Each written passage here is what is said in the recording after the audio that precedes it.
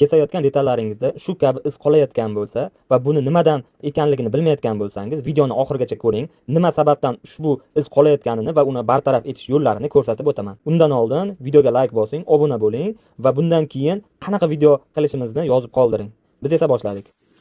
Dastlab ixtiyoriy detalni kesib ko'ramiz va muammo detalning boshlang'ich va tugash nuqtasida ekanligini ko'ramiz.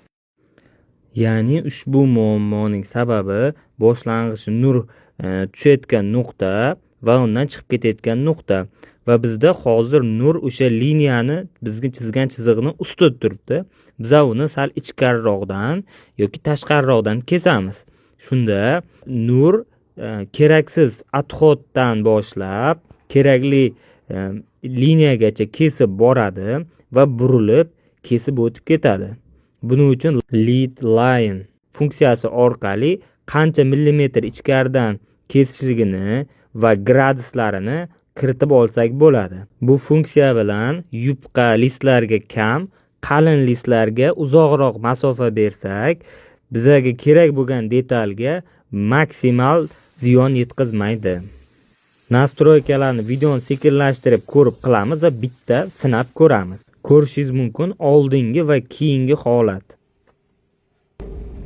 Agar ushbu video foydali bo'lgan bo'lsa, aytganimdek pastdagi profilga obuna bo'lib qo'yinglar. Keyingi video nima haqida bo'lishi kerak bo'lsa albatta yozib qoldiringlar.